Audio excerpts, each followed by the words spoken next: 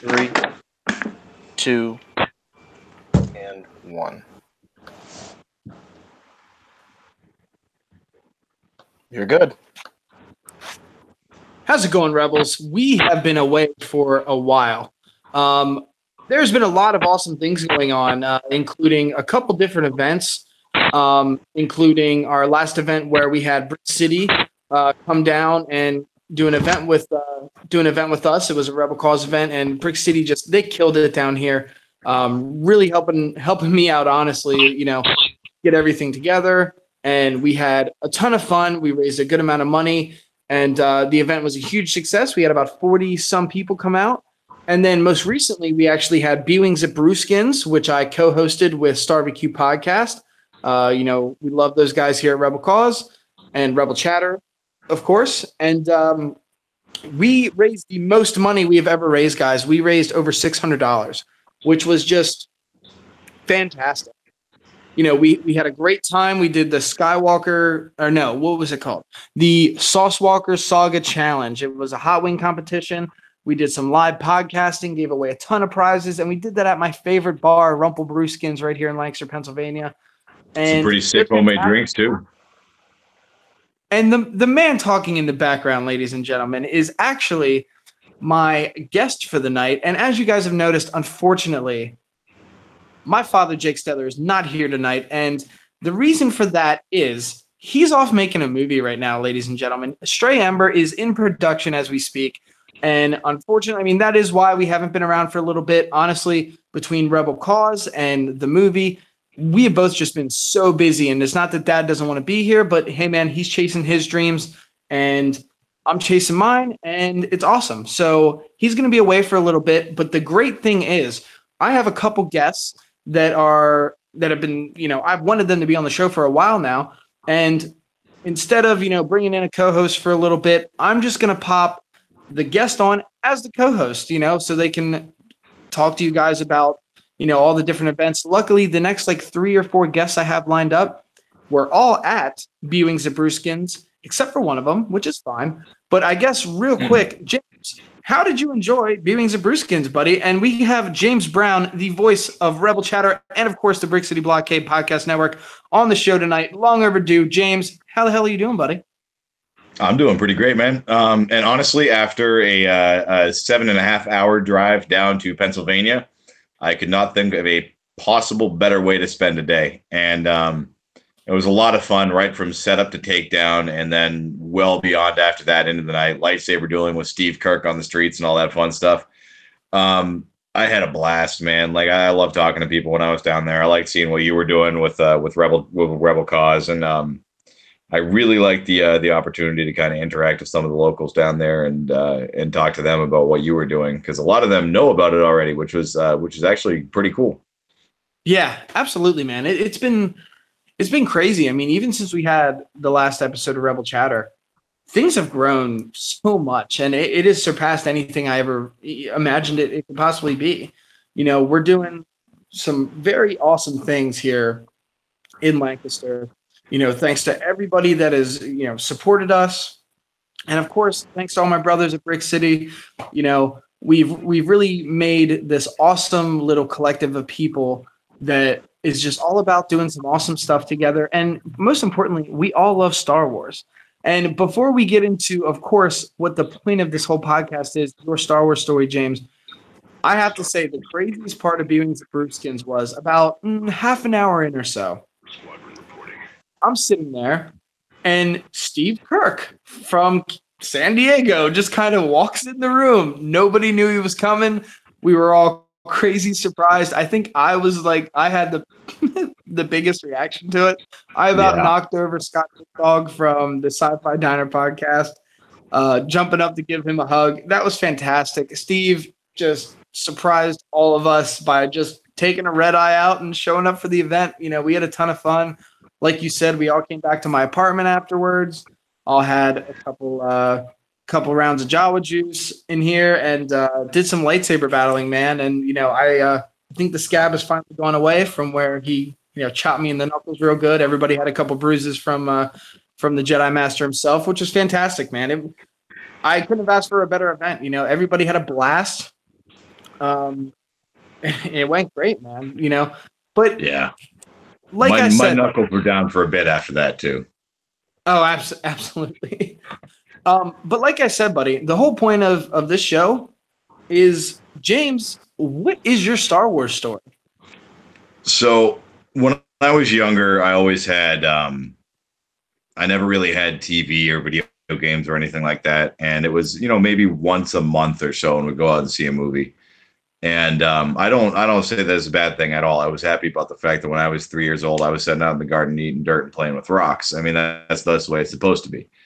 But when I was about, I think I was 7 or 8 years old, my uncle Charlie took me and my Charlie Brown took me and my cousins and my brother and my dad went to this little movie theater by him in Essex, Connecticut, and they had a back to back showing of A New Hope and Empire Strikes Back. And it was right when the special editions came out. And the person who ran this theater just absolutely hated the idea of a special edition, was a Han Solo shot first type of person. So he showed the originals on the big screen. And I was hooked, man. Like from then on, all I wanted was the Star Wars Legos. I had the Star Wars Micro Machines.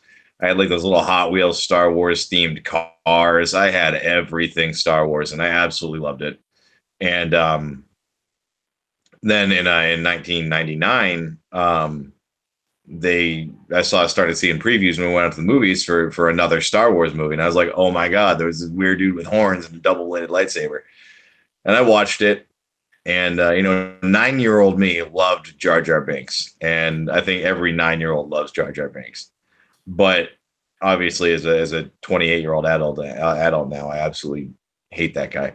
And then just waiting 3 years for another Star Wars movie, and just all through my teenage years, remembering there was one kid in my class who went to the midnight showing of Revenge of the Sith when it came out, and he stayed up too late, and he had a seizure in class the next day because of all the flashing lights and everything, and it got more and more right. It got more and more epic for me. And I just kind of fell in love with it. And I started reading the books when I was in high school. I'd be sitting in algebra class, and Ms. Robinson was my algebra teacher. And there was one particular time, and I can remember what book it was Splinter of the Mind's Eye. I was reading it inside of my algebra book in the back for class. She asked me a question. I was just so engrossed in the book that I couldn't answer. I didn't even hear her talk. And she whipped a piece of chalk at the book I was holding and managed to ding me with it right between the eyes. So I got a bit of a history with Star Wars, and I honestly can't think of any. I can think of maybe one fandom that I'm more invested in than Star Wars, and that's Warhammer, and that's just because it's massive. But Star Wars is kind of like the quintessential sci-fi franchise. There's so much more to it than they show in the movies, and there's so much of it that's up for interpretation, and there's so much of it that the fans can just sit there and speculate on, and that's why it's so much fun for me. That's awesome, man. I have a very similar story, not about Splinter of the Mind's Eye, but I remember in high school, it would have been my freshman year, I found the Thrawn trilogy. And that book, the soft cover was inside every, book that I was supposed to be reading, reading that. And I actually remember, shout out to my high school English teacher, Mr. Carley, who will be coming on the show at some point. I think he caught me reading it the one time, and he was just like, what are you doing? And I'm just like, oh man, listen, like, I'm reading the Star Wars book. And like, he was totally cool about it, man. He was just like, oh, that's awesome. Which one? Like, it was really cool. But I think we all, whenever, if we fell in love with Star Wars during our high school years, we definitely slipped the Star Wars book in there instead of, the essential reading that we're supposed to be doing. But James, yeah, I think it was Pythagoras at that point. Yeah, exactly. So obviously you fell in love with Star Wars as a child, and now you're an adult and everything. So what does Star Wars mean to you now? And like, how does it inspire you? Oh man, that's a really good question. Right now, Star Wars for me is everything from a means to an end to a great way to meet new people. That's led me to a whole new group of friends that I never would have met otherwise, yourself included. I love you too, baby. And many of you may already know this. What I want to do with my life is voiceover acting, and I absolutely love it. I like listen to that. Right. Well, and that's how I got started with the whole podcast thing. Is I was working at Dunkin' Donuts in Exeter, New Hampshire, and there was this goofy looking dude with a beard who used to come through all the time. He was wearing a Star Wars jacket with patches on it and stuff. And I had this spiel that I did every single morning. Is you'd pull up to the drive-through speaker, and the first thing you'd hear was, "Right." It was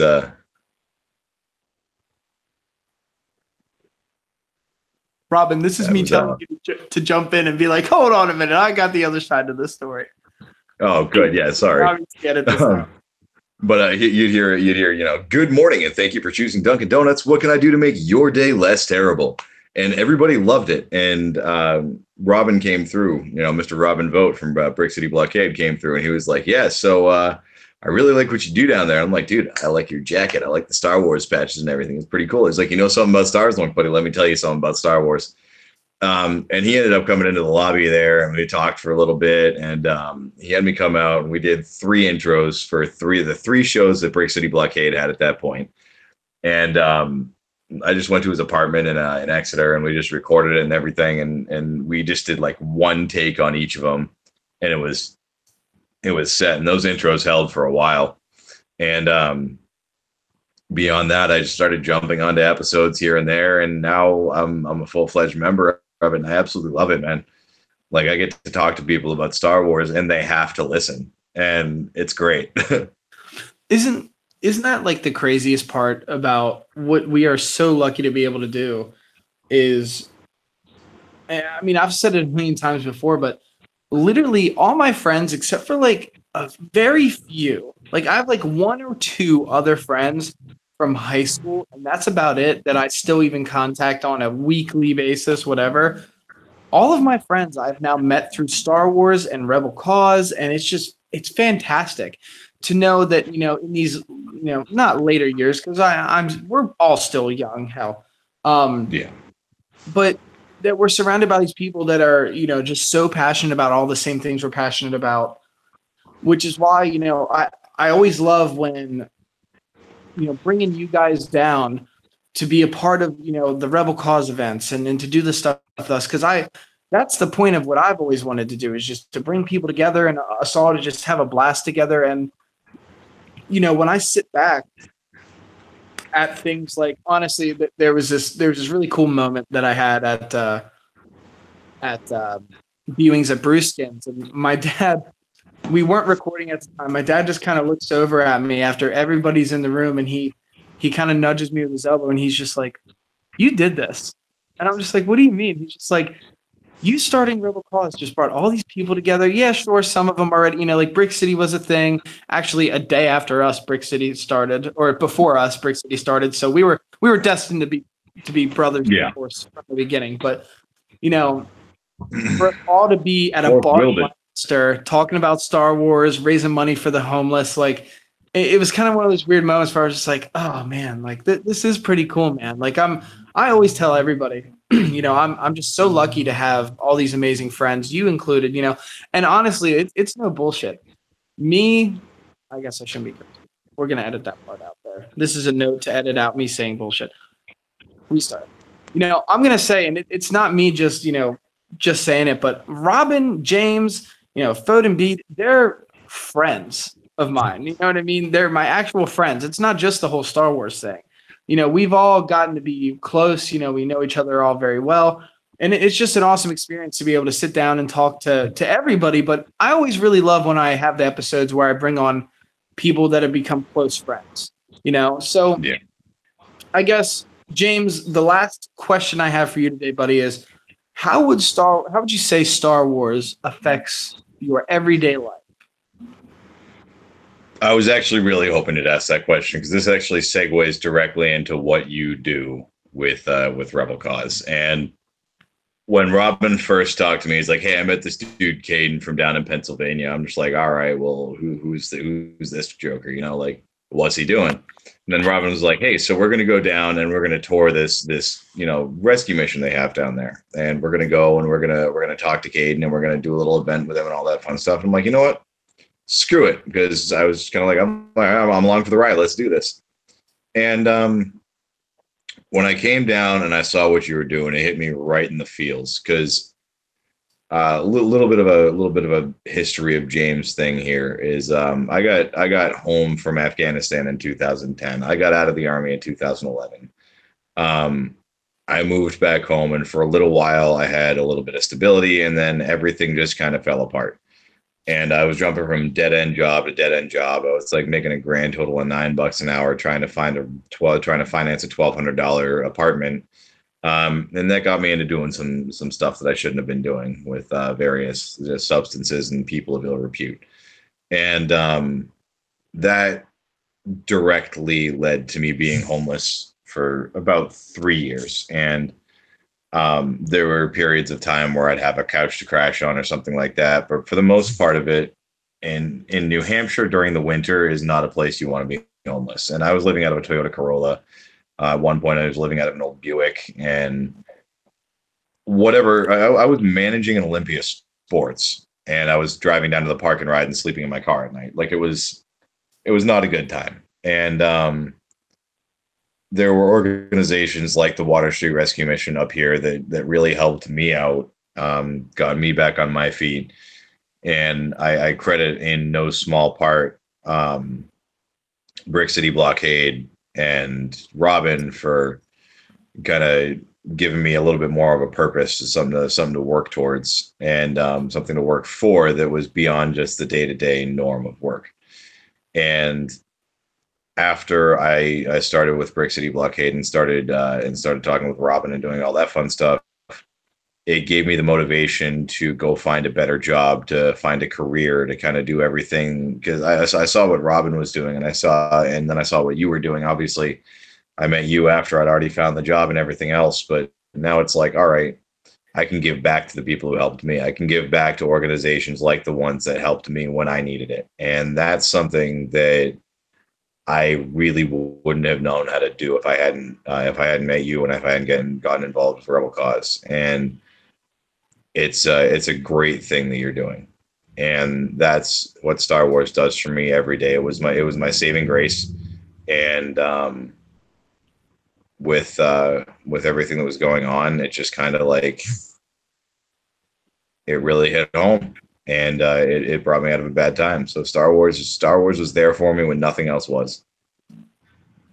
Jesus, buddy, you're gonna make me cry.